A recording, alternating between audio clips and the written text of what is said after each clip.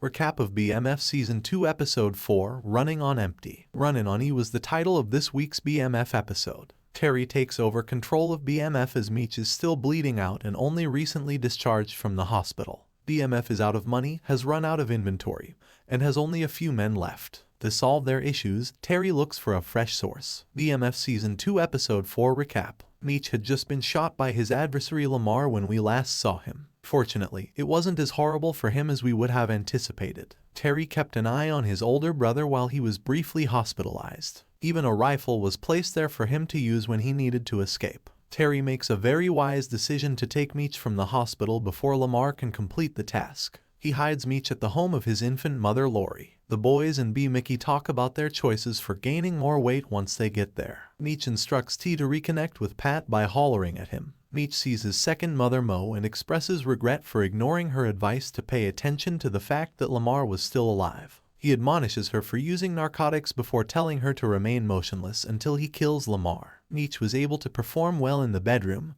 whereas Lamar struggled. Before they get close, Lori expresses her worries about Meech still being out in public. Meech's primary concern was undoubtedly the safety of his infant mothers and children. Additionally, he cared about the security of his staff. Ironically, the newest BMF members decide they've had enough of mindlessly following Meech. Probably not the wisest course of action. Meech realizes that leaving Detroit is the wisest course of action once he learns of Terry's mistake. Meech gives their daughter and Lori a kiss and tells them that everything will be fine. When they arrive to the A, who will Meech contact there? Does he have a strategy or does he merely act according to his feelings and instincts? Terry seeks assistance from Markeisha, his new love interest, when he finds himself in a difficult situation. She tells him where Boom is so that Terry can meet him there. Regarding Meech's whereabouts, Terry lies to his parents by telling them he is leaving for work when he is actually going to try to get some drugs. He adds to the lies. Terry persuades Boom to front him some narcotics instead of following Meech's instructions to meet Pat.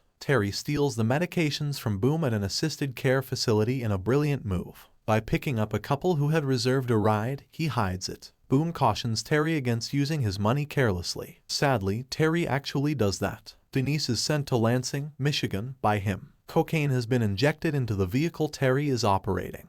After the police pull her over, examine her car, and find the drugs, they arrest Denise. Terry is the first person Denise thinks to call. All Terry can advise her right now is to remain silent until she finds legal counsel. Terry receives criticism from both of his parents for making up his identity and his occupation. There was more to it than that. The next person to tell Terry how terrible his mistake was Meech. The two decide to flee the city. Terry makes certain to stop by Markeisha's workplace before they can leave. The two had their first sexual encounter and engage in a profound dialogue. When Terry manages to get himself out of the mess he's in, Markeisha advises him to decide what he wants. Until Meech and Terry are in their hands, detectives Bryant and Jin won't relent. However, they also have other issues outside the Flannery brothers. Lamar is still a street performer. Lamar and Meech weren't on the streets for a brief period of time. In an effort to induce Meech to turn on Lamar, the police put the two of them in the same questioning room and drops off customers throughout the day in the hopes that he will make a mistake. They decide to take a break and visit the bar after not spotting anything odd at the scene. Lamar just wanted to incite violence in any way he could after his failed attempt to kill Meech in the hospital and his inability to perform in the bedroom.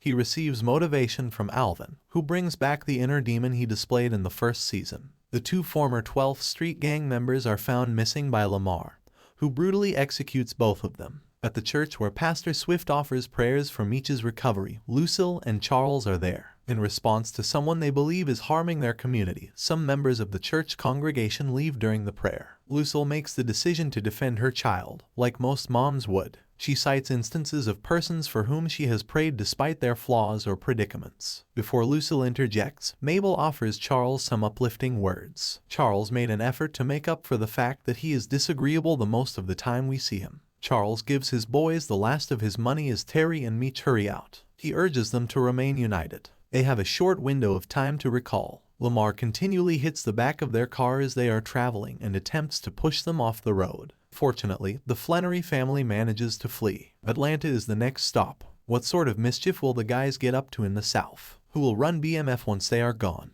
What play will Lamar make next? Denny's might turn against the Flannerys. Will there be any development in Lucille and Charles' relationship? Don't forget to subscribe and leave comments.